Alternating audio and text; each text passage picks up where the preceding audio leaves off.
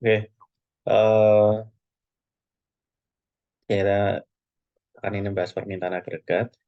Jadi pertama yang kita pelajari adalah dari kelanjutan dari materi kita mengenai model ISLM ya. Itu bagaimana kita menurunkan nanti dari ISLM ini kita akan mendapatkan permintaan agregat. Jadi sedikit review ya bahwa kemudian kurva IS itu mewakili keseimbangan di pasar barang ya. Jadi, kombinasi eh, output dan kemudian ya kalau di analisis ya saham konvensional itu kemudian menggunakan tingkat bunga di yang ekonomi Islam sebenarnya ini digantikan dengan ya bisa digantikan dengan profit sharing ratio atau kemudian kalau tetap menggunakan R itu sebenarnya bisa juga diganti dengan rate of return tapi rate of return bagi pemilik modal ya. Apa ya mungkin eh, apa artinya yang profit sharing ratio itu kalau dikonversikan kemudian itu kan profit sharing ratio bagi pemilik modal juga gitu kan. Lalu kemudian tergantung dari rate of return dari bisnis atau investasi lalu kemudian kalau profit sharing ratio bagi pemilik modal itu makin besar kan berarti rate of return dari investasi si pemilik modal juga akan makin besar juga. Nah, jadi pada akhirnya misalnya kalau dari si analisis akan kemudian eh, apa ada kemiripan di sana apa misalnya dan kemudian bisa kalau pakai rate of return untuk pemilik modal maka ya rate of return ini disimbolkan dengan huruf R gitu akhirnya masuk juga menjadi eh, mirip juga apa ISLM-nya bisa tetap kemudian menggunakan eh, apa ya sumbu vertikalnya di sini tetap bisa pakai R cuma bukan rate of interest tapi rate of return ya. Oh, mungkin kalau biasa di bank syariah disebutnya ya equivalent rate of return itu karena dari profit sharing lalu dikonversikan jadi rate of return tapi kan sifatnya tidak pasti ya tidak fix kalau sementara kalau rate of interest kan dia fix nilainya tertentu sudah ditentukan sejak awal sementara kalau rate of return itu adalah diketahui pada akhir setelah ada keuntungan dibagi sesuai yang ditentukan di awal kan profit sharing ratio ya sebenarnya kemudian berdasarkan profit sharing ratio yang sudah ditentukan diketahui setelah eh, investasi atau bisnis beroperasi mendapatkan keuntungan yang dibagi dan di situ baru bisa dihitung rate of return-nya. Nah, ya, tapi kemudian sehingga saya cuma menyampaikan ini dalam rangka bahwa ya ya tadi bisa kemudian kita tetap meneruskan analisis dengan kurva IS dan LM di mana R ini sebagai suku vertikal tidak sebagai profit sharing ratio dengan catatan bahwa eh, R di sini bukan sebagai rate of interest tapi sebagai rate of return bagi pemilik modal. Kemudian untuk kurva LM itu adalah juga eh, apa merupakan kurva keseimbangan ya. Kurva yang menunjukkan keseimbangan di pasar uang ya.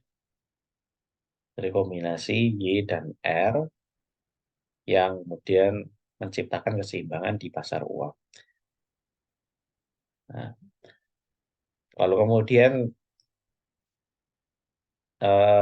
yang akhirnya nanti terjadi keseimbangan itu adalah ya Y dan R yang kemudian menciptakan keseimbangan di dua pasar sekaligus, tidak hanya di pasar barang, tapi juga di pasar uang, yakni di titik pertemuan antara IAS dan LM ini.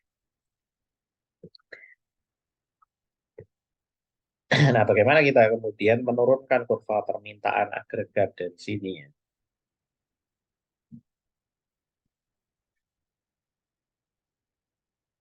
Jadi intinya pertama kita ini ya apa kita tahu bahwa yang namanya kurva permintaan agregat itu ada di grafik di mana sumbunya adalah P dan Y. Ya.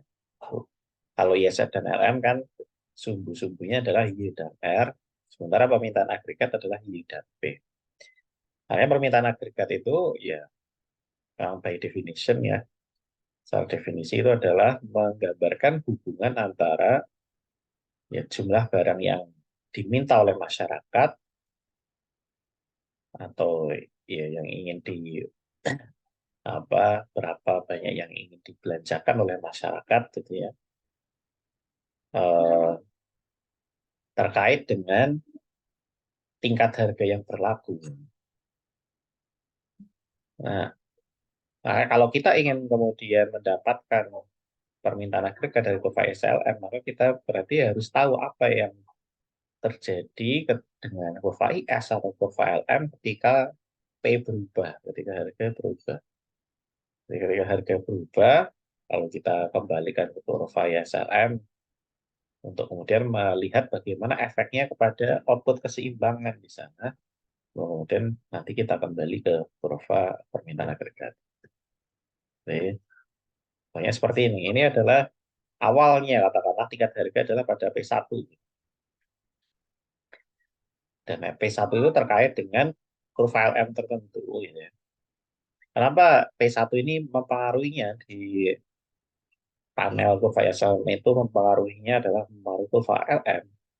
Karena kalau kita cek di persamaan-persamaan yang menyusun kurva IS, itu kan tidak ada unsur P di sana. Jadi kemarin saya tulis di kurva IS, ES kan dari ya persamaan Y yang sama dengan C plus I plus S plus C plus I plus G plus X min M itu baik konsumsi. Jadi yang kemarin kita pelajari ya selama ini itu adalah konsumsi, investasi, belanja pemerintah, itu tidak dipengaruhi oleh tingkat harga. Oke, kalaupun kemudian ada kemudian bertanya masa sih ya, tidak tingkat harga tidak mempengaruhi, ya paling tidak itu ya di dalam model yang kita pakai ya selama ini.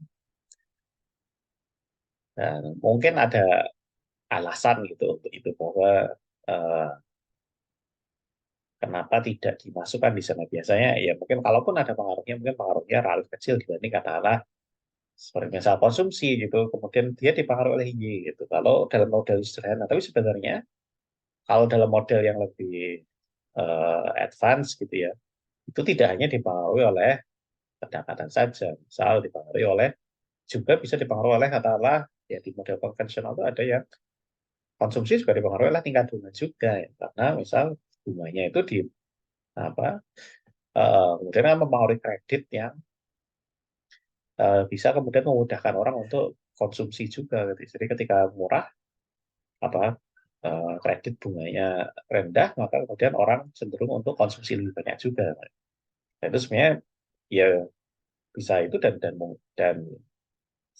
sebenarnya memang ada bukti-bukti arah sana tapi memang dalam model sederhananya model dasarnya itu konsumsi dipengaruhi oleh pendapatan saja gitu. Yang bunga mempengaruhinya investasi.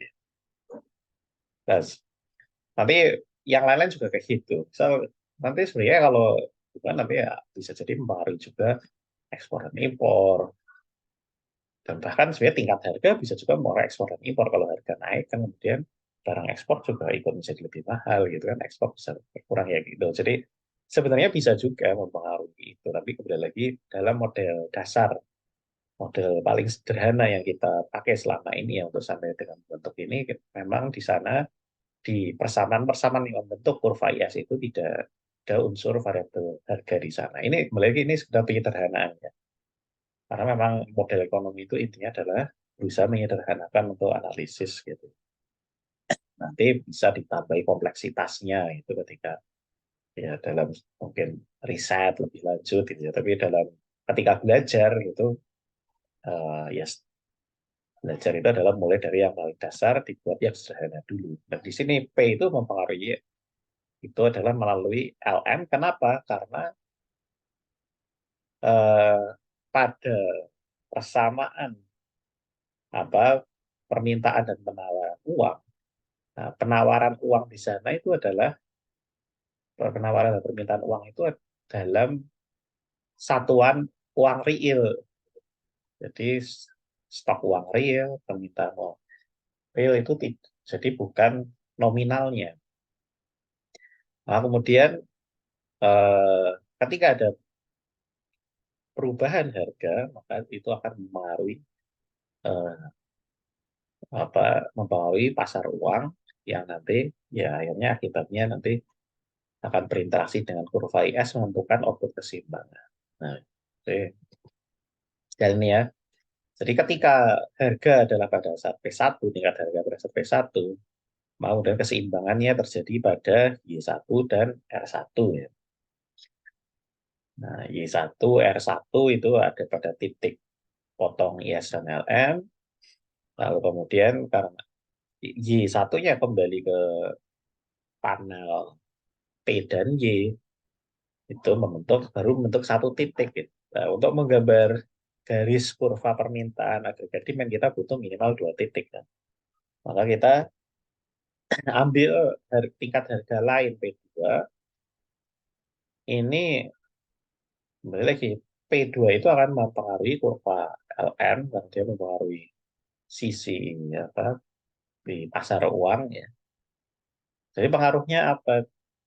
Di sini memang tidak ditujukan ya, tapi kalau kita kembali ke kurva permintaan dan penawaran uang itu ketika harga naik maka kemudian munculnya di kurva permintaan dan penawaran uang itu penawaran uang itu akan kurva penawaran uang yang diasumsikan vertikal itu akan bergeser ke kiri karena apa itu penawaran uangnya adalah stok uang real gitu. Jadi M per P. Nah ketika P naik berarti kan M per P makin kecil kan. Berarti stok uang realnya turun. Jadi ketika harga naik stok uang real turun.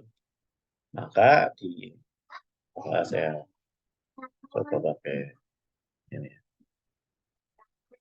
desainnya. Jadi pakai seperti ini. Ini tadinya adalah M per P1 gitu ya.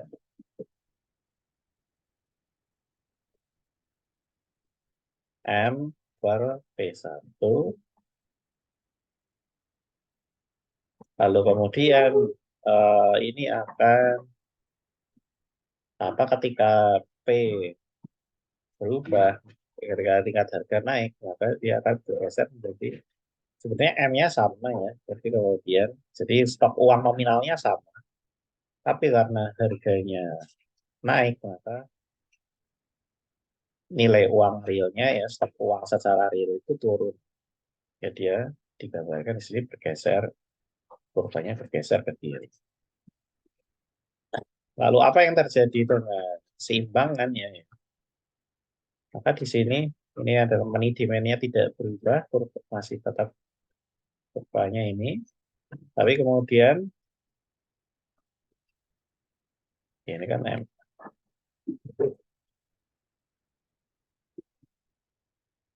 Kita lihat efeknya kepada bunga ya, bunga keseimbangan atau rate of return keseimbangan ya. Nah, pemilik modal yang mengimbangkan itu di sini adalah mengalami kenaikan ya kan titik potongnya di sini itu adalah ada saat R1 lalu keseimbangan tingkat bunga atau return keseimbangan yang baru berada pada R2 yang lebih tinggi.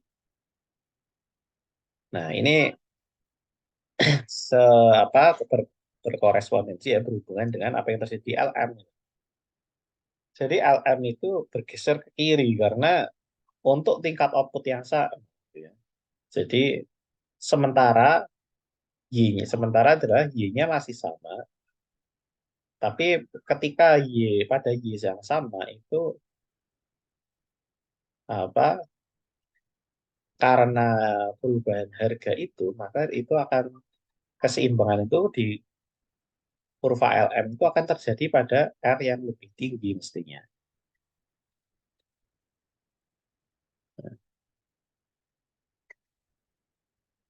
Maka dia bergeser dari LM1 ini atau LMP1 ke LMP2.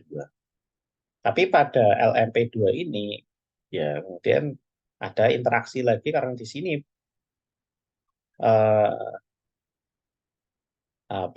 terlalu tinggi pasar barang tidak mencapai keseimbangan kalau di sini. Maka kemudian ya akibatnya IS di sini akan pengaruh ke kurva IS-nya apa? Ketika tingkat bunga naik gitu ya. Yang terjadi adalah di pasar barang apa yang terjadi? Jadi kan di asumsinya bunga di pasar barang itu hanya mempengaruhi investasi ya, jadi di model dasar. Maka kenaikan bunga itu akan menyebabkan investasi turun.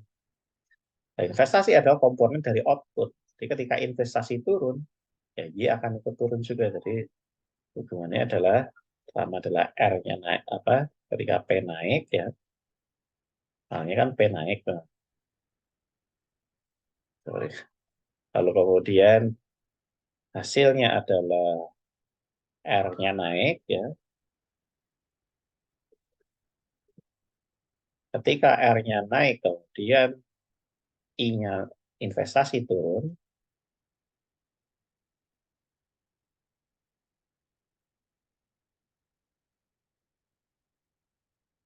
dan karena investasi turun maka terakhir adalah outputnya yang jadi turun. Nah, disinilah kemudian IS turun, Y-nya turun juga. Akhirnya keseimbangan baru terjadi pada saat Y-nya mencapai Y2. Mencapai Y2 di sini. Ini mestinya paling di slide ada.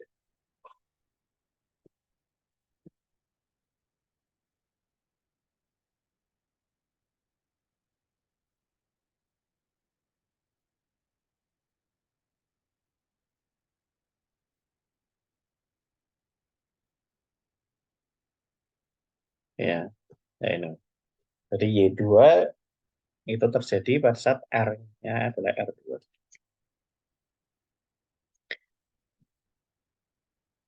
Ya, jadi pada akhirnya R adalah sampai R menjadi R2 itu setelah melalui interaksi dengan kurva IS ya. Karena tadi kalau investasi turun, ya akhirnya eh, ya seperti biasanya seperti interaksi permintaan dan penawaran itu, dan akhirnya Y turun itu juga akan mengaruhi eh, permintaan terhadap uang juga. Jadi apa?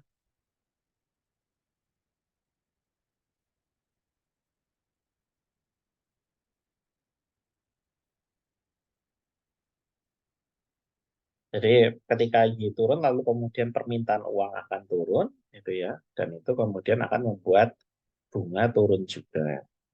Apa? Jadi eh, tergambarkan di sini ya, kan nanti ada penurunan MD juga ini ya. Apa?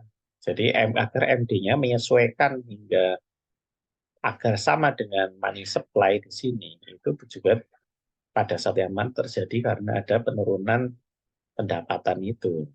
Jadi ketika Y1 menjadi Y2, lalu MD kemudian jadi turun sehingga sama dengan M per P2, lalu di sini ya kita sudah mendapatkan keseimbangan output dan tingkat bunga atau tingkat rate of return itu di Y2R2.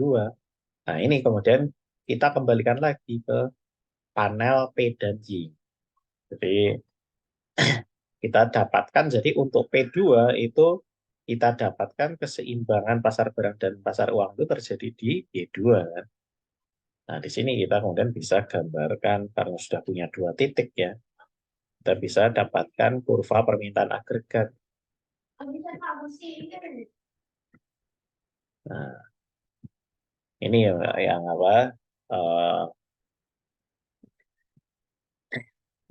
eh, bagaimana kita menurunkan kurva permintaan agregat dari. Jadi sebenarnya mau dikatakan menurunkan juga enggak ya. Maksudnya gini, ini sebenarnya lebih ke bagaimana sinkronisasi gitu ya dengan antara eh, kurva permintaan agregat yang terjadi di pasar apa di panel Y dan P dengan apa yang terjadi dengan di pasar barang dan pasar uang yang diwakili oleh kurva IS dan LM ini. Bagaimana mereka itu sinkron itu sebenarnya, bukan soal menurunkan. Karena gini, saya kalau dibilang menurunkan, kan seakan-akan bahwa kita tidak bisa gambar AD kalau nggak ada ISA dan LM. Sebenarnya nggak juga. Ya. Kita mau langsung gambar kurva AD juga bisa. Ya. Kenapa tidak? Kan itu kita menggambarkan hubungan output dengan harga. Nah, cuma ini sebenarnya lebih kepada bagaimana kita melihat bahwa ini sinkron sebenarnya loh, apa output yang ada di agregat demand ketika lalu dengan apa AD menggambarkan hubungan antara output dan harga itu sebenarnya sinkron dengan apa yang terjadi di kurva DS dan LN. Ketika ada perubahan harga dan perubahan output itu juga ada perubahan di kurva IS dan LM yang tadi kemudian sinkron menghasilkan perubahan output yang sama-sama dari Y1 ke Y2 dan kemudian kita bisa lihat perubahan tingkat bunga yang konsisten dengan itu adalah uh, dari R1 ke R2.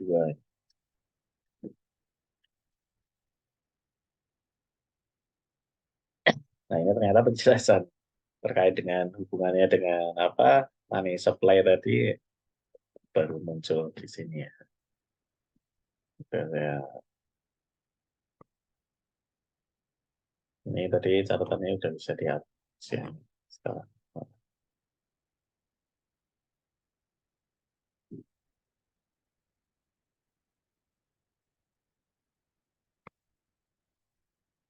Oke.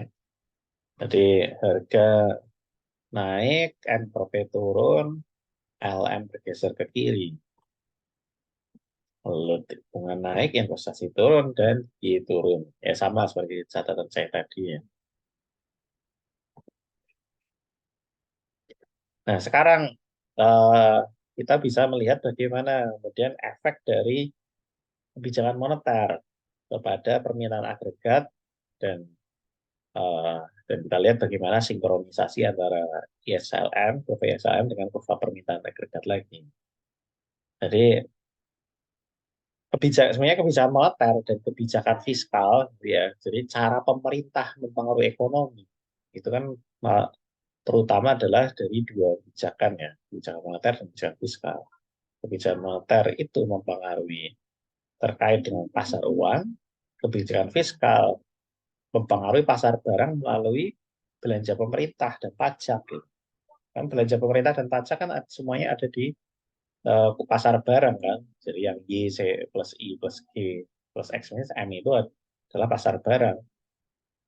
Lalu kemudian kalau kebijakan moneter mempengaruhi terutama mempengaruhi pasokan uang itu pengaruhnya adalah di eh, apa kurva LM.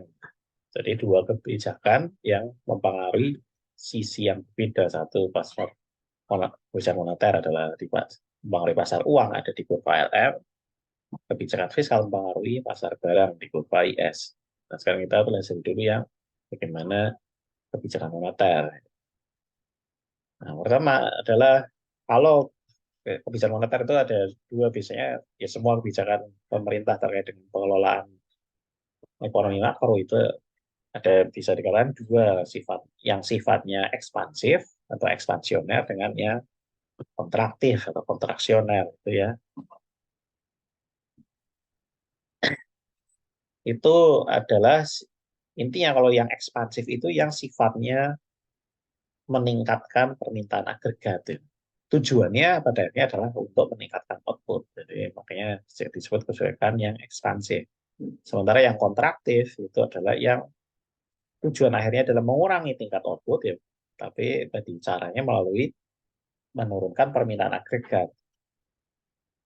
Nah, cara eh, di sini the Fed di sini adalah ini kan memang dapat dari buku itu ya punya Mankiw ya. Ya dari Amerika itu bank sentralnya Amerika Serikat itu meningkatkan permintaan agregat dengan cara menambah pasokan uang. Kenapa? Karena ketika pasokan uang ditambah, ini kebalik dari yang tadi. Kalau yang tadi kan dianalisis ketika kita menunjukkan sinkronisasi antara ISA dan permintaan agregat itu, contoh di sana adalah ketika harga naik, ya, dan itu membuat pasokan uang real bergeser ke kiri, ya. Nah, sekarang pasokan uang, stok uang nominalnya itu dinaikkan. Selama harga masih sama, 3P masih satu, tapi M-nya ditambah, maka berarti pasokan uangnya akan meningkat. Berarti kurva LM, kurva apa pertama kurva pasokan uang bergeser ke kanan, efeknya ke kurva LM juga akan bergeser ke kanan. Kebalikannya yang tadi, ya. Walaupun kalau yang tadi perubahannya di harga, sekarang perubahannya di eh, pasokan uang nominalnya. Tapi efeknya pada akhirnya tetap ke pasokan uang real, ya. Di sini kalau pasokan uang nominal bertambah, kalau harga tetap, ya berarti pasokan uang realnya juga ikut bertambah. Lalu ini akan menyebabkan, karena ada apa profil M bergeser ke kanan, maka yang terjadi adalah R turun. Nah, kembali lagi, ketika R berubah, efeknya adalah ke investasi. Kalau R turun, investasinya naik. Kalau I naik, akhirnya ya ujungnya ke Y-nya akan naik.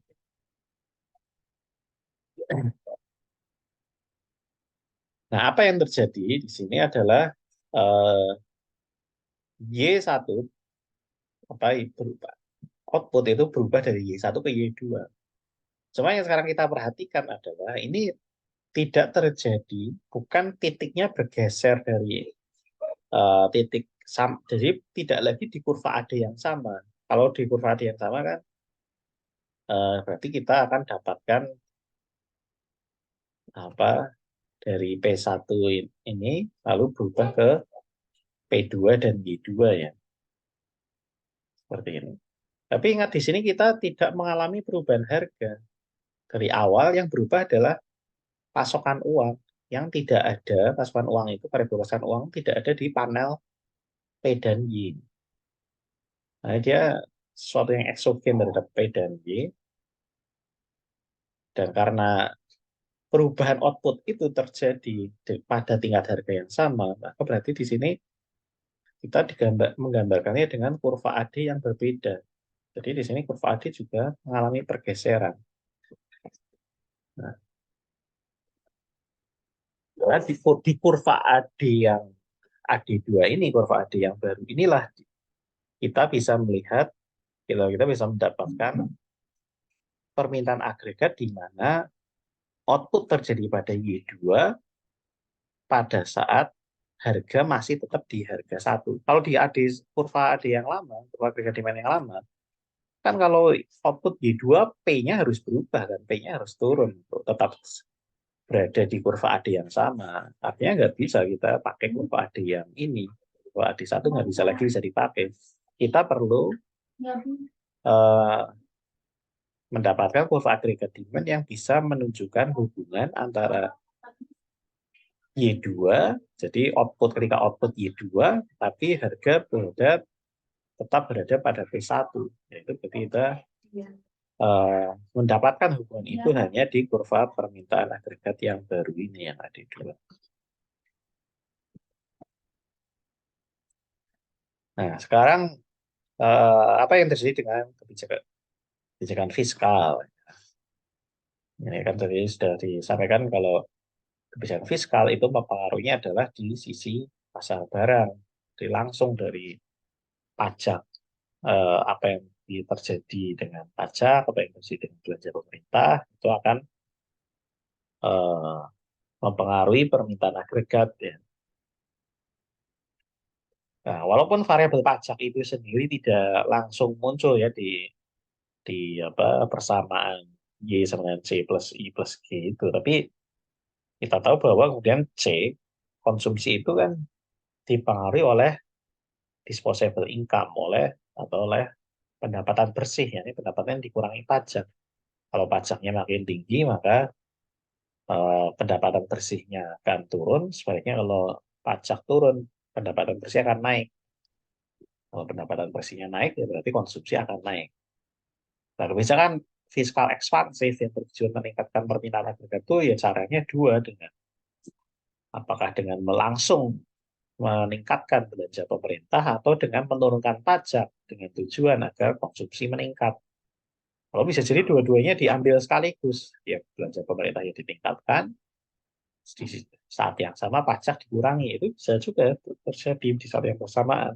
Nanti gimana dong kalau belanja pemerintah naik, sementara pendapatannya dari pajak turun? Nah, ya memang biasanya akibatnya akan terjadi defisit, atau kalau dari awal sudah defisit, defisitnya akan meningkat. Nanti efeknya ke itu memang akan menambah hutang pemerintah. Jadi pemerintah akan membiayai kekurangannya tadi, defisitnya tadi dengan menerbitkan obligasi nanti. Nah, di apa ya, obligasi yang atau apa, surat pembiayaan pemerintahan Islam bisa kemudian menerbitkan sukuk gitu. Oke, lalu kemudian eh, apa yang terjadi ke kurva IS? Jadi karena tadi G naik ya, baik akibat G dan peningkatan G atau penurunan pajak gitu. Kalau peningkatan G ya langsung G-nya nambah Y ya, karena Y adalah C plus I plus G. Atau kemudian ketika pajak turun, konsumsi naik, kedua-duanya bisa meningkatkan Y. Maka ini akan kemudian meningkatkan apa? Jadi kurva IS akan bergeser ke kanan. Kalau selalu ya kalau kemudian ditanya ini sebenarnya bergeser atau enggak, itu tinggal dilihat awal perubahannya itu apa. Kenapa kurva IS ini bergeser? Karena kita perlu mendapatkan output yang meningkat gitu ya. Jadi Y-nya kan akan berubah nanti dari Y1 ke Y2, intinya outputnya akan meningkat. Sementara awalnya tingkat bunga itu adalah masih sama. Karena yang berubah, karena bunganya kan tidak berubah di sini. Awalnya ya, bunganya itu tidak berubah, tapi ada peningkatan output. Karena apa? Yang menyebabkan perubahan itu adalah kebijakan fiskal, di mana G naik, kalau T turun, gitu, sehingga Y naik, Y dan Y naik itu terjadi pada tingkat bunga yang awalnya masih sama, masih belum berubah. Maka kita hanya bisa dapati itu di kurva IS yang berbeda. Gitu. Jadi, disinilah di tingkat bunga yang masih belum berubah, kita bisa mendapatkan peningkatan Y. Nah, setelah pergeseran, setelah IS bergeser, baru kemudian berinteraksi lagi dengan kurva LM sampai mendapatkan keseimbangan baru. Gitu. Sehingga kemudian keseimbangan IS dan LM yang baru itu kita dapatkan yang Y2. Ya, dan juga keseimbangan baru itu dicapai pada tingkat bunga yang berbeda juga. Di sini kasusnya adalah tingkat bunganya menjadi lebih tinggi. Tadi yang saya sebutkan pada tingkat bunga yang sama, output meningkat itu adalah awalnya. Gitu. Karena tingkat bunga awalnya belum naik dulu. Tapi ada peningkatan output dulu pada tingkat bunga yang sama, sehingga disitulah kita perlu menggeser kurva IS. Setelah kurva IS bergeser, baru kemudian, oh ini perlu eh, perlu apa penyesuaian. Kenapa perlu penyesuaian? Karena kita tahu bahwa pada kurva IS yang baru ini, kalau tingkat bunganya masih R1, kan berarti ada ketidakseimbangan di pasar uang. Di kurva IS yang baru ini, IS2 ini, memang pasar barang sudah mencapai keseimbangan, tapi pasar uang belum. Untuk mencapai keseimbangan pasar uang, R-nya harus naik dulu. R naik, dan karena R naik, investasinya turun.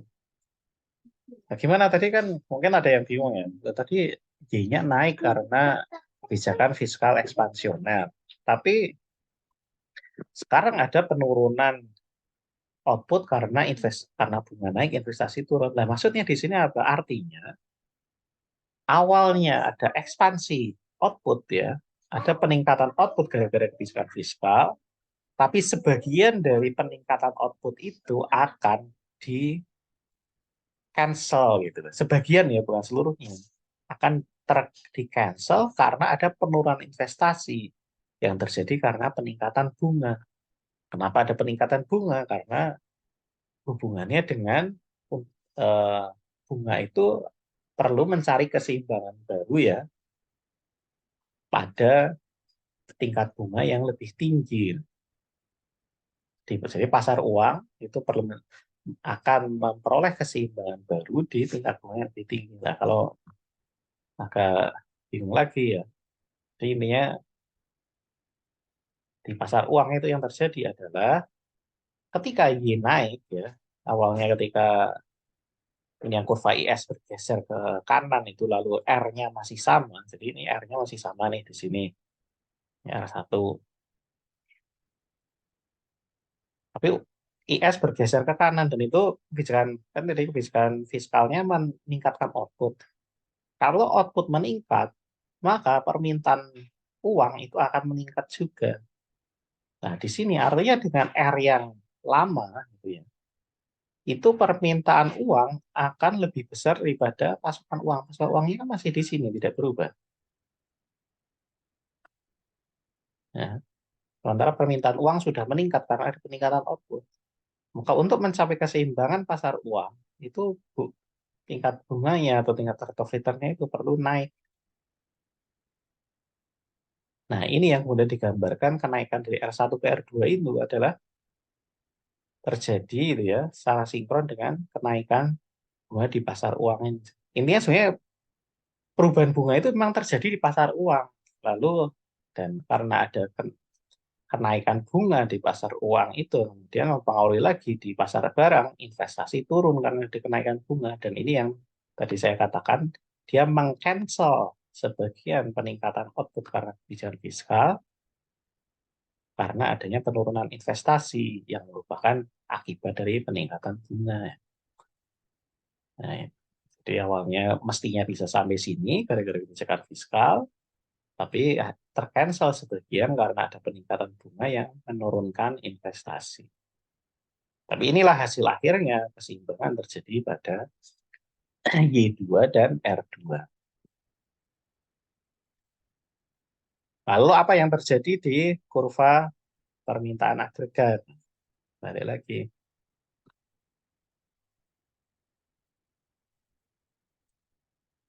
Jadi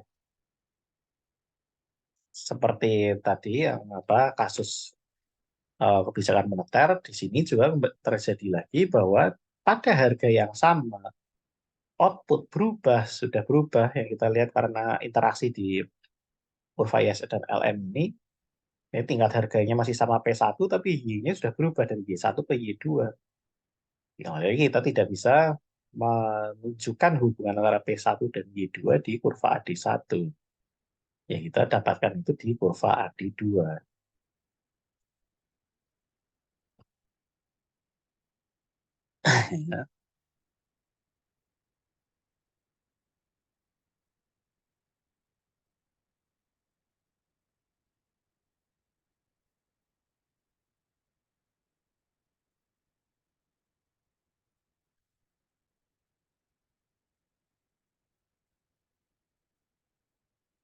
Nah, lalu kemudian nanti kita lihat ada hubungannya dengan penawaran agregat ya. Itu eh,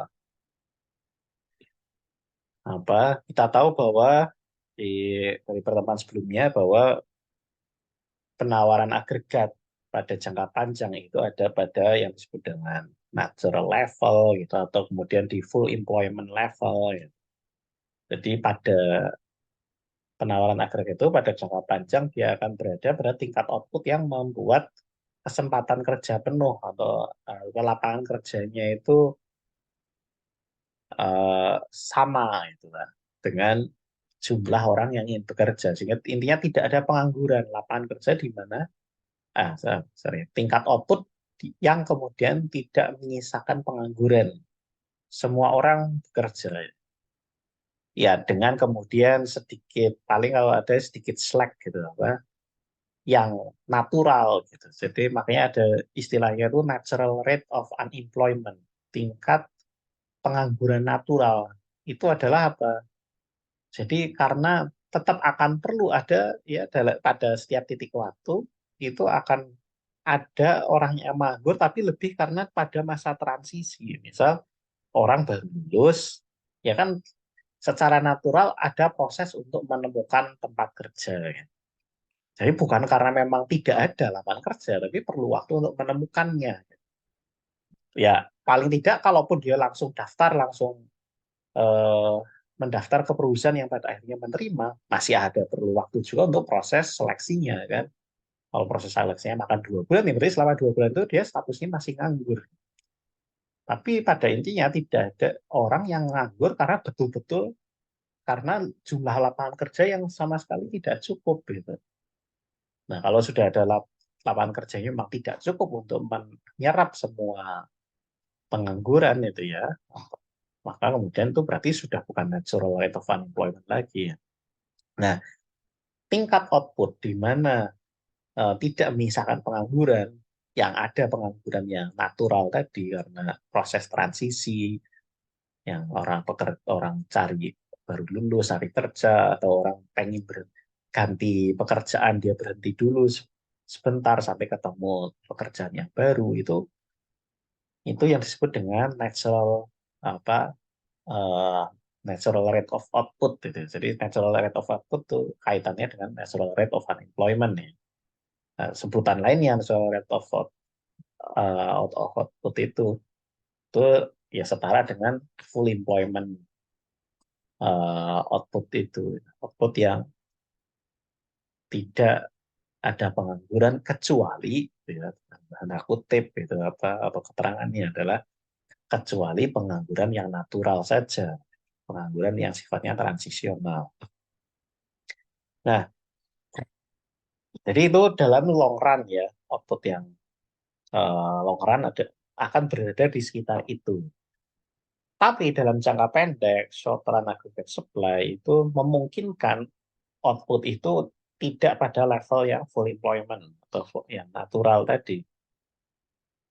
Nah, maka apa yang terjadi ketika eh, dalam jangka pendek outputnya itu lebih kecil atau lebih besar daripada eh, tingkat output jangka panjangnya, maka ketika output lebih dari melebihi, jadi bisa juga melebihi tingkat natural, tapi kemudian itu akan cenderung mendorong harga untuk naik. Kenapa? Intuisinya adalah ini kapasitas sudah penuh nih, kan? Jadi semua pengangguran sudah dipekerjakan.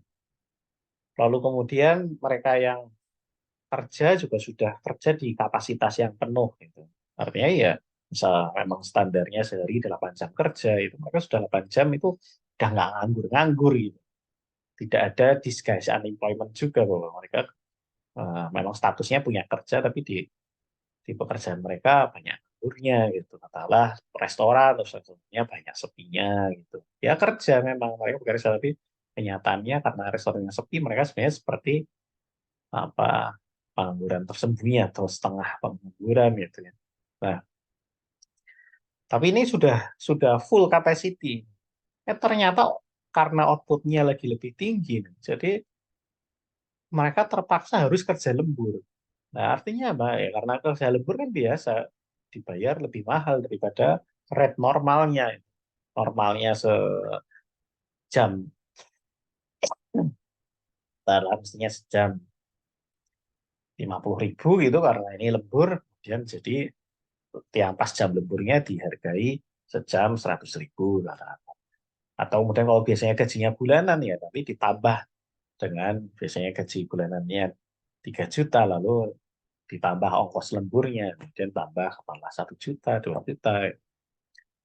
Nah, artinya biayanya itu menjadi, tadi ya, kalau bulanan memang nggak kelihatan ya, tapi kalau per jam kan jadi kelihatan tadi dari yang mestinya per jam eh, tadi apa 50.000 jadi per jam 75.000 kayak gitu itu sementara pada dalam waktu 1 jam yang sama output yang dihasilkan masih sama misal 1 jam katakanlah menghasilkan katakanlah bisa melayani 10 pelanggan gitu. Atau menghasilkan 10 unit barang tapi tadinya 10 unit barang itu dikerjakan dengan biaya tadi 50.000 gitu per outputnya cuma 5.000 tapi kemudian pada saat jam lembur menghasilkan 10 output itu butuh katakanlah 100.000, berarti per outputnya bukan lagi 5.000 tapi 10.000 biayanya.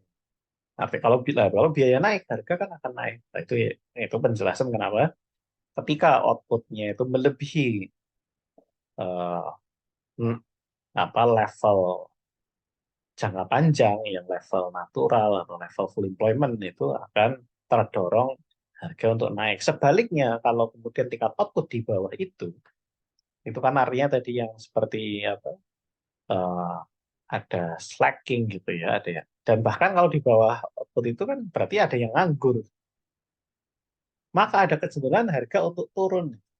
Karena biasanya nanti ya ada tekanan kecenderungan untuk bisa jadi ada tekanan untuk upah turun atau paling tidak output juga ada kemungkinan untuk turun karena apa? Karena berarti ada kekurangan permintaan. Jadi demi kemudian untuk apa ya misal ada kelebihan produksi dibanding permintaan, ya penjual menurunkan harga, dijual diskon. Maka kemudian tingkat harga akan cenderung turun ketika outputnya di bawah tingkat jangka panjang. Sementara kalau outputnya persis pada tingkat output yang jangka panjang, maka harga akan cenderungan tidak mengalami perubahan.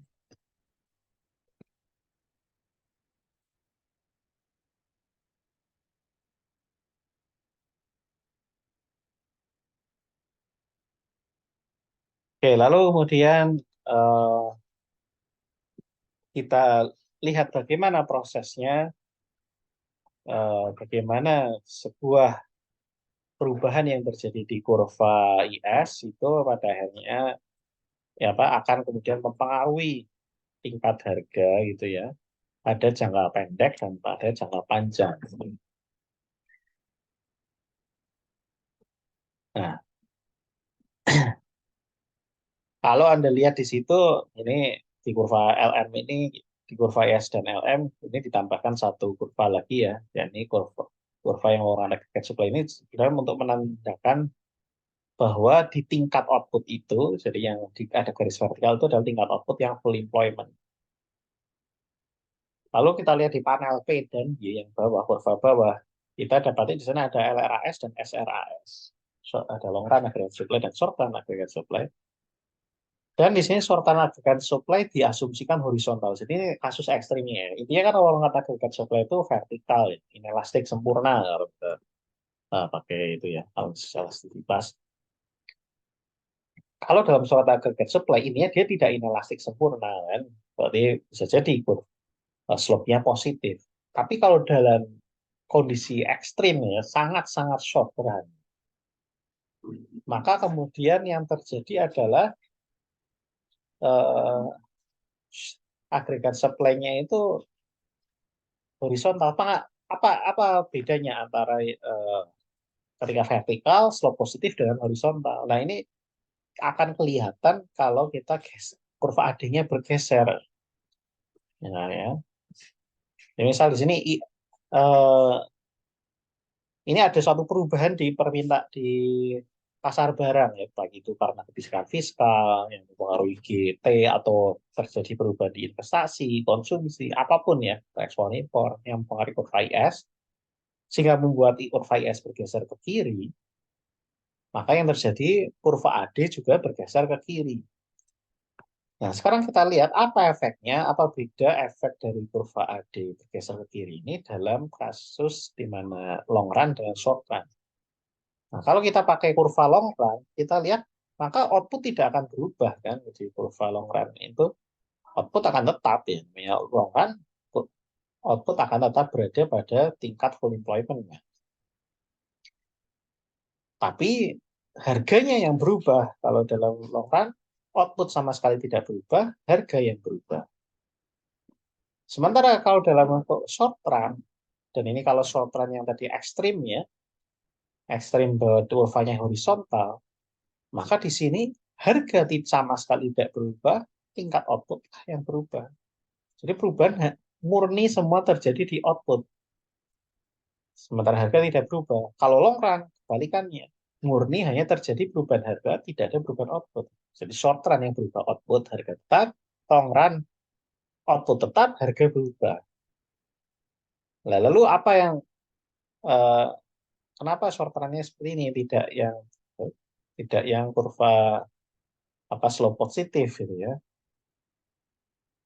Nah, bedanya adalah intinya kalau dalam short run-nya kurva slope-nya positif, ini kalau ada pergeseran kurva AD seperti ini, output dan harga sama-sama berubah.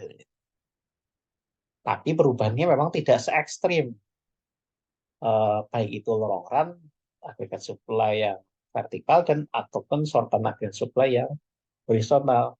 Kenapa? Ya karena intinya perubahan harga itu kemudian membuat perubahan output menjadi tidak terlalu besar.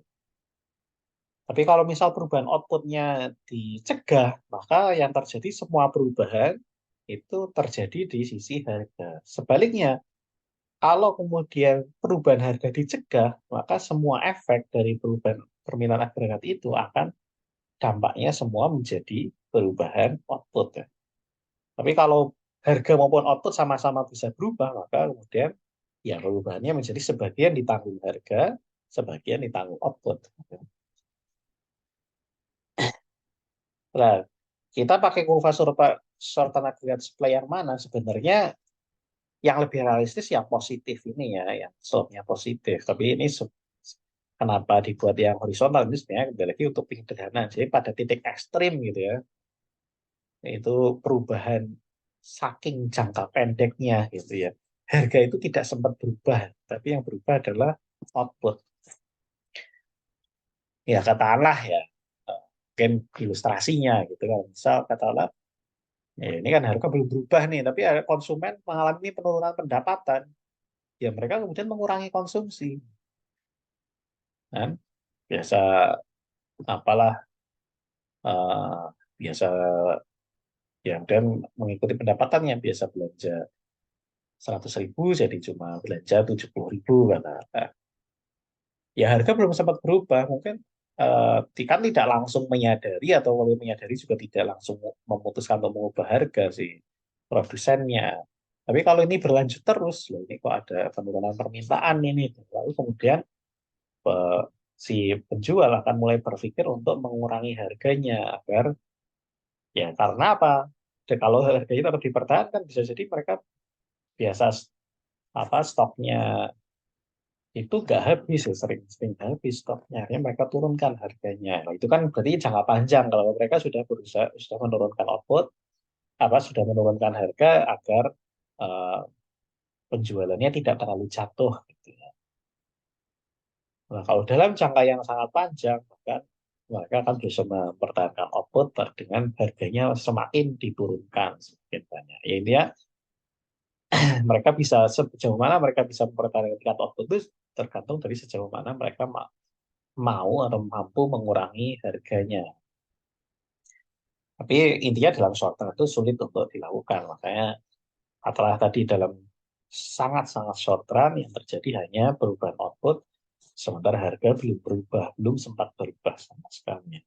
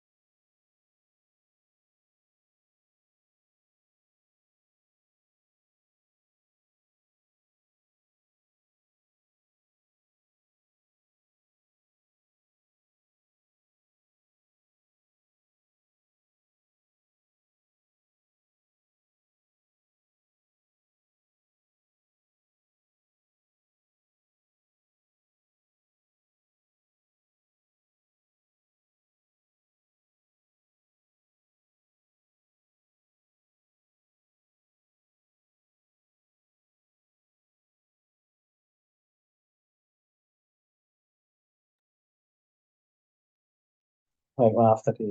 eh ya saya ada perlu. Oke, kita lanjutkan ya. Jadi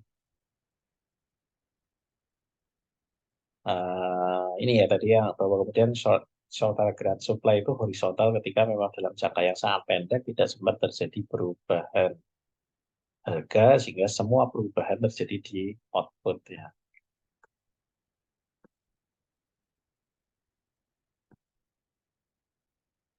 Nah, tapi kemudian ya namanya juga jangka pendek ya. Pada akhirnya kan akan ya waktu akan berlalu sehingga kemudian yang dari jangka pendek itu akan menuju ke jangka panjang. Nah, di sini digambarkannya adalah awalnya ketika harga tidak berubah dan outputnya tadi bergeser sampai sini ya, katakanlah sampai dua outputnya, maka kemudian pelan-pelan itu akan kembali ke titik di mana kurva AD yang baru ini akan berpotongan dengan kurva penawaran jangka panjang LRAS ini. Jadi dari sini, dari yang tadinya harga belum berubah dan outputnya berubah sangat besar, itu pelan-pelan akan menuju kemudian menjadi outputnya kembali ke semula dengan harga yang berubah menjadi lebih rendah. Ini seperti P2 ya. Nah itu digambarkan ya berarti short run agregat supply-nya. Ini kan short agregat supply katakanlah periodenya yang kemudian belum ada perubahan harga itu adalah katakanlah periodenya ada 3 bulan. Nah kalau setelah lewat 3 bulan, nah kemudian harga sudah mulai turun. Nah, artinya ini short run agregat supply-nya sudah bergerak ini, sudah menuju short agregat supply baru. Ya, ini short agregat supply yang di mana harganya sudah lebih rendah.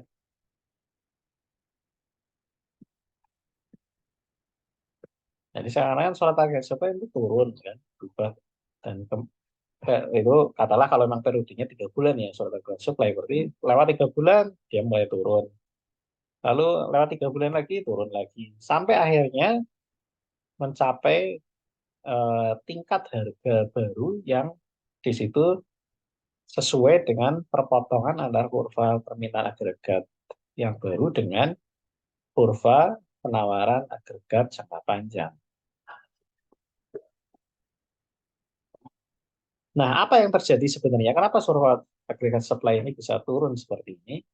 Nah, ini sebenarnya lagi sinkronisasinya dengan kurva ISLM ya. Kalau tadi AD itu bergeser ke kiri karena ada kurva IS yang bergeser ke kiri, maka ketika Sultan agregat supply turun itu kan terkait dengan perubahan harga kan, harga turun. Nah, lagi di kurva IS dan LM perubahan harga itu terkait dengan kurva LM. Dan itu kalau kembali ke pasar uang, kaitannya adalah dengan pasokan uang real. Kalau harga turun, pasokan uang real akan naik dan efeknya ke kurva LM akan bergeser ke kanan. Maka di sini kalau perubahan harganya sedikit demi sedikit, itu berarti kurva LM-nya ya sedikit demi sedikit bergeser ke kanan. Sampai ketemu dengan kurva LM-nya itu sampai ketemu dengan kurva S di kurva IS ya, kurva IS yang baru itu S2 pada di mana titik potongnya itu ada pada level Y yang di eh, tingkat output jangka panjangnya ini. Jadi awalnya kan enggak tuh ketika IS bergeser ke kiri ini dari S1 ke S2 kan Y-nya terciptanya di sini kan sama dengan di Y2 ini yang kalau di sini adalah antara perpotongan SRA S1 dan AED 2 di SNLM itu perpotongannya awalnya di sini. Nah, dan ini juga sama di sini Y2 juga ada di bawah tingkat output jangka panjang. Dan tadi kalau tingkat output dalam jangka pendek itu kurang dari tingkat output jangka panjang, maka akan terjadi penurunan harga. Nah, ini kemudian karena penurunan harga kurva LM sedikit-sedikit bergeser ke kanan kan. Perpotongannya dengan kurva IS juga bergeser sampai dengan jadi ya, pergeseran itu terus terjadi hingga ketika perpotongan kurva LM dan kurva IS yang baru itu berada pada tingkat output jangka panjang.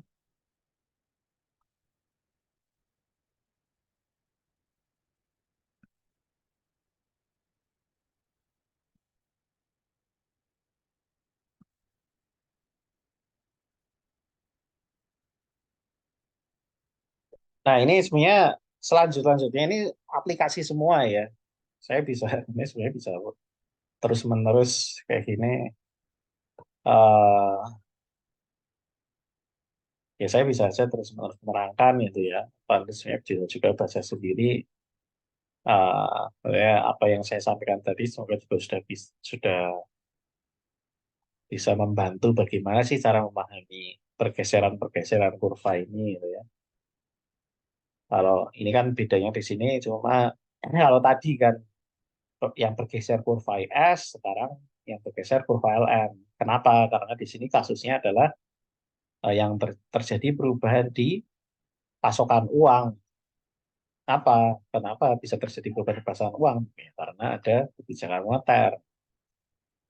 Nah, tapi prinsipnya sama. Kalau di sini kalau kemudian pasokan uang berubah, lalu kemudian LM bergeser, itu nanti akan menyebabkan Y itu menjadi tidak berada di tingkat jangka panjangnya. Dan itu tergambar di kurva SRA, short term aggregate supply. Itu kan masih berada di short aggregate supply yang lama, di mana di situ tidak ada perubahan harga sama sekali. Tapi nantinya akan cenderung kembali ke tingkat output jangka panjang lagi, dan itu terjadi melalui perubahan harga. Nah, di sini uniknya adalah sekarang perubahan harga itu sendiri kan akan melalui kurva LM lagi. Jadi sebenarnya yang terjadi adalah, misal katakanlah awalnya ya, LM bergeser ke kanan karena eh, apa bank sentral meningkatkan pasokan uang, gitu ya. Maka kemudian kurva AD bergeser ke kanan, kan Y-nya naik nih. Ini mestinya sejalan dengan ini hasil pepotongannya juga di, di Y yang sama. Ini cuma gara-gara susah gambar lurus ya pakai tangan. Nah, tapi kemudian ketika Y tingkat output jangka pendek lebih dari tingkat output jangka panjang, yang terjadi adalah kecenderungannya harga meningkat. Jadi pergerakannya akan mencapai harga yang baru. Nah, di sini yang saya bilang uniknya di sini adalah karena perubahan harga akan mempengaruhi kurva LM juga. Jadi tadinya kalau kurva LM barunya ini adalah pasokan uang yang lebih besar kan N2, tapi kemudian harganya masih sama kan P1 awalnya. Tapi karena tadi tingkat output jangka pendek lebih dari tingkat output jangka panjang, harga kan mengalami kecenderungan untuk naik. Nah, kalau harganya naik, maka pasokan uang real kan akan turun, berarti LM akan bergeser ke kiri.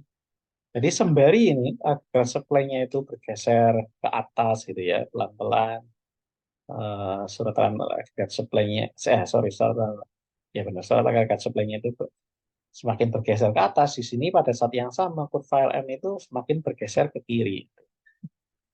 Loh, ya seperti inilah. Sampai akhirnya apa? Ya LM akan kembali jadi eh, posisi di mana titik potongnya dengan kurva IS itu ada pada tingkat output jangka panjang. Jadi nanti kembali ke kurva LM yang sama, tapi ini adalah pada pasokan uang nominal yang baru, tapi dengan tingkat harga yang baru. Kenapa di pasokan uang yang baru dan tingkat harga yang baru ini bisa pada kurva LM yang sama? Karena M1 per P1 itu sama dengan M2 per P2. Artinya apa? Stok real dari pasokan uang itu ya. Pasokan uang realnya itu sebenarnya sama antara M1 P1 dan M2 P2. Maksudnya seperti apa? Artinya katakanlah pasokan uangnya ditambah katakanlah 20%. Pada akhirnya itu akan kembali ke pasokan uang real yang sama kalau harganya juga ikut naik 20%. Atau gampangannya kalau pasokan uang naik 2 kali lipat, harga juga naik 2 kali lipat, kan berarti pasokan uang realnya sama. Ya, bayangkan Anda pendapatan 1 juta, kemudian naik menjadi pendapatannya 2 juta, tapi harga-harga naik harganya juga naik 2 kali lipat, kan akhirnya sama saja. Eh, Uang real Anda dan pendapatan real Anda kan tidak berubah. Nah, ini kasusnya seperti ini. Jadi, makanya kemudian LM-nya itu akan kembali ke LM yang lama. Karena walaupun dengan jumlah pasokan yang baru, harganya mengalami peningkatan sama dengan besarnya peningkatan pasokan uang. Nah, itu yang terjadi ya. Jadi agak beda dengan yang kasus awal. Kalau kasus shocknya tadi, perubahannya itu terjadi di kurva IS. Ini IS-nya itu tidak kembali ya. Jadi IS-nya itu berubah dari IS1 ke IS2. Tapi kurva LM-nya yang kemudian akan menyesuaikan sehingga ketemunya di tingkat output yang jangka panjang. Kalau yang berubah kurva LM, IS-nya tidak bergerak gitu. Tapi LM-nya yang kembali lagi adjustment-nya itu terjadi pada kurva LM lagi. Kurva LM, tapi kemudian di sini kurva LM kembali ke posisi semula. Jadi seakan-akan LM-nya itu tidak mengalami perubahan kalau melihat jangka panjang saja, tapi dalam jangka pendek sebenarnya tadi perubahan sebenarnya sempat bergeser ke kanan, dan kemudian lambat laun kembali ke tempat semula. Kalau kita lihat hasil akhirnya saja dibandingkan dengan awal, before after saat kan tidak ada perubahan kalau dalam jangka panjang. Tapi dalam jangka pendek sebenarnya tadi ada apa maju mundurnya gitu kan. Nah, sisa dari slide ini pertama adalah terkait dengan bagaimana menerapkan analisis agregat demand, agregat supply ke peristiwa-peristiwa ekonomi ya. Dan ini yang dijadikan contoh adalah peristiwa depresi besar ini tahun 1930-an ya. Eh, itu jadi antara perang dunia 1 dan 2 kalau nggak salah ya. Dan ini kejadiannya sebenarnya banyak negara yang mengalami masalah ya. Walaupun yang di grafik ini memang khusus untuk data Amerika Serikat ya. Kita lihat di situ bagaimana tingkat keparahan dari depresinya saat itu bisa kita lihat dari real GNP-nya atau PD. Kalau itu ya PNB real, ya PNB itu kan pendapatan nasional bruto itu seperti pendapatan domestik bruto tapi kemudian dikurangi dengan yang transfer payment-nya ya apa berdasarkan kewarganegaraannya itu kan maksudnya kalau apa ya kalau domestik kan produk domestik bruto kan yang produksinya dibuat di kalau Indonesia PDB Indonesia berarti produksi yang terjadi di Indonesia tapi kan sebagian dari produksi itu mungkin dihasilkan oleh katakanlah modal perusahaan yang dimiliki oleh modal asing. Nah, keuntungan dari perusahaan yang modal asing ini keuntungannya sebagian akan keluar kan kembali ke negara yang berinvestasi dan itu berarti lah itu disitulah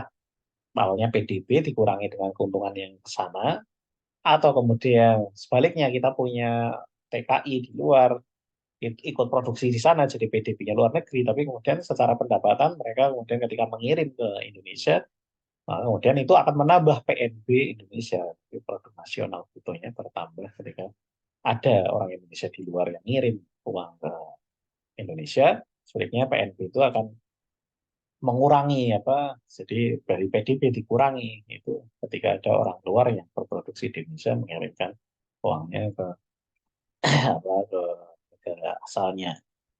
Nah, ini ada yang di sini digambarkan adalah GNP-nya ya, atau Gross National Product, atau diterjemahkan produk nasional bruto.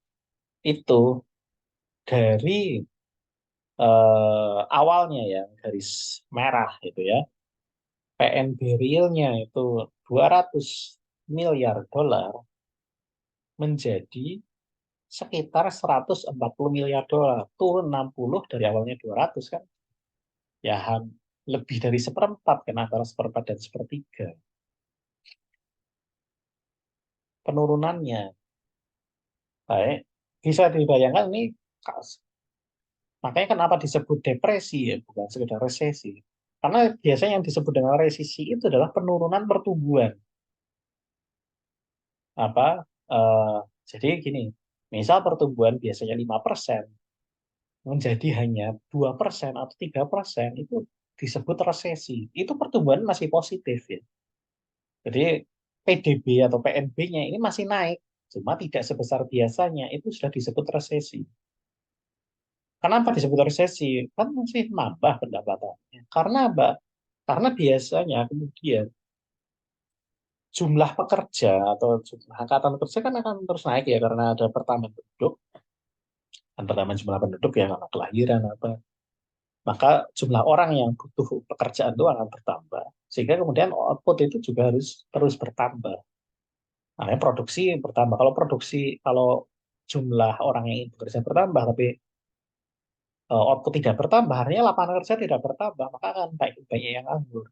Makanya kemudian itu bisa menciptakan resesi ketika pertumbuhan berkurang karena tadi biasanya outputnya bertambah 5%, ada tambahan lapangan kerja sekian persen, yang itu mestinya mengimbangi pertambahan jumlah orang yang ingin bekerja. Nah, tahu-tahu pertumbuhan turun, lapangan kerjanya bertambah kurang dari pertambahan angkatan kerja tadi. Misal yang ingin bekerja, misal lulusan orang dari apa orang yang baru lulus sekolah kemudian cari kerja nambah 1 juta, karena tumbuhnya nggak terlalu cepat, cuma ada tambahan lapangan kerja 500.000, yang 500.000 jadi nganggur. Nah itu tadi saya itu bahwa kemudian kalau pertumbuhan turun saja tidak sebesar biasanya itu sudah bisa menciptakan resesi. Nah bayangkan di sini outputnya tidak tumbuh malah turun. Dan turunnya besar sekali itu sampai antara 1/4 sampai 1/3, lebih dari 25% ya kan, mungkin sih hampir 30%. Ya makanya kemudian kita lihat efeknya ke tingkat pengangguran yang kurva biru itu juga sangat besar. Pengangguran yang tadinya kurang dari 5%, ya kurang 5% dari 5% tadi, dari orang yang ingin bekerja katakanlah misalnya 100, tadinya cuma dari 100 orang itu cuma kurang dari 5 orang, misalnya 4 orang, 3 orang yang nganggur dari 100 orang yang bekerja, yang lainnya dapat kerja. Ini sekarang jadi lebih dari 25, sorry, bukan 15, 15, ya, kurva biru. Jadi dari 100 yang tadinya cuma 4 atau 3 orang yang nganggur, sekarang dari 100 itu ada, terakhirnya ya, setelah 1950, sorry, tapi tingkat tertingginya yang di tahun 1930 itu memang sampai 25 lebih. Jadi seperempatnya. Jadi seperempat dari orang yang bekerja, dari 4 orang ada 1 orang yang nganggur. 4 orang yang bekerja, 1 orang nganggur. Itu di masa puncak dari depresi besar itu. Dan itu terjadi tidak hanya di satu negara. Kalau bayangannya dulu yang mirip apa, krisis finansial global. Krisis finansial global itu sangat disebut karena memang skalanya tidak sebesar Great Depression ini, maka mereka menyebutnya Great Recession. Jadi ya masih resesi, tapi sebenarnya resesi besar. Atau mungkin bisa juga disebut Small Depression. Karena sebenarnya juga sudah bukan resesi lagi. Ya, resesi kan cuma pertumbuhan turun. Ya nanti tergantung negara, yang mungkin ada juga yang mungkin outputnya turun, bukan sekedar pertumbuhan yang turun pada saat krisis 2008 itu. Nah, pandemi ada lagi, semua pandemi memang awalnya sebenarnya penyebabnya lebih ke soal kesehatan ya, ekonominya terdampak. Sementara kalau Great Depression, lalu apa yang kemarin krisis finansial global itu memang masalahnya terjadi di ekonomi itu. Nah, ini itu apa? Ada beberapa penjelasan alternatif terkait dengan apa yang menyebabkan depresi besar. Dan itu alternatif penjelasan ini itu bisa kita analisis dengan kurva kurva YSLM ini. Sebenarnya ini sekedar kemudian menggambarkan ini loh, bagaimana alasan-alasan alternatif itu tergambarkan kalau kita pakai analisis kurva YSLM dan bagaimana agregat. Nah, berbagai penjelasan alternatif itu disebut hipotesis. Nah, secara garis besar, gitu ya, kalau dikelompokkan secara besar, sebenarnya ada beberapa, tapi dikelompokkan secara garis besar itu ada 2 hipotesis, namanya adalah spending hypothesis, yang kedua adalah money hypothesis. Nah, di mana bedanya ini kalau di kurva ISLM? Spending hypothesis itu berarti dia itu menduga bahwa penyebab dari depresi besar itu terjadi di pasar barang. Sementara money hypothesis menduga bahwa penyebab depresi besar itu terjadi di pasar uang, dari suatu faktor-faktor yang ada di pasar uang, entah itu pasokannya atau permintaannya.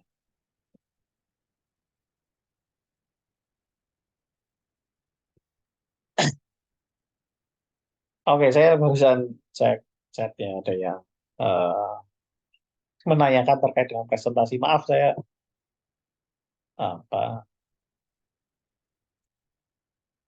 ya saya tidak memperhitungkan itu. Kebetulan kalau di kelas saya tidak presentasinya tidak tiap pekan, tapi saya kumpulkan di dua pertemuan gitu. Jadi nggak beda. Ini gimana ya? Kalau saya gimana ya, sebentar sebentar.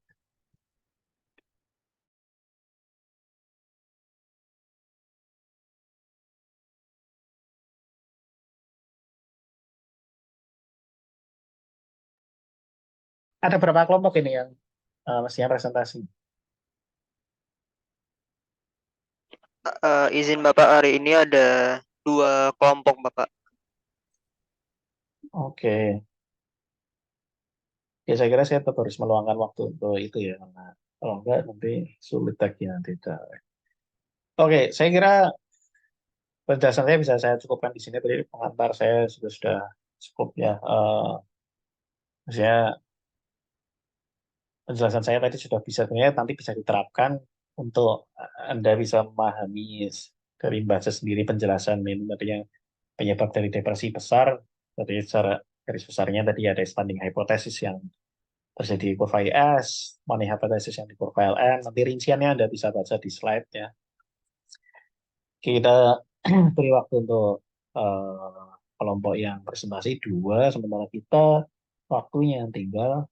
Ini berarti satu kelompok cuma punya waktu 20 menit tuh untuk presentasi maupun kalau apa tambahan tanya jawabnya ya. Jadi secara singkat saja dan karena tadi saya sudah jelaskan materinya sebagian besar, harapan saya sebenarnya kalau bisa kalau Anda juga membahas soal yang terakhir ini yang mengenai depresi besar, fokus di bagian itu ya karena yang awal-awal itu lebih jelaskan. Tapi kalau Anda mau jelaskan secara singkat yang lain yang awal-awalnya itu juga ya mungkin sekaligus untuk refresh dan apa ya saya kayak ada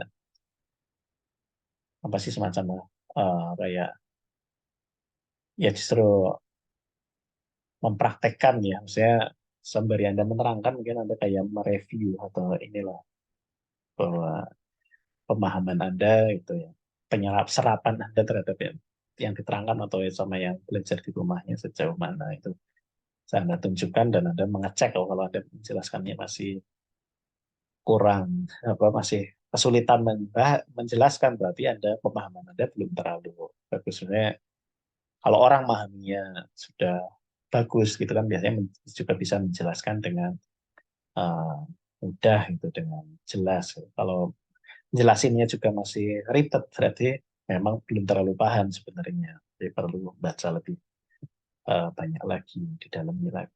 Oke. Jadi 20 menit ya per kelompok. Silahkan saya ya yang kelompok yang pertama dulu. Silahkan saya sudah stop review.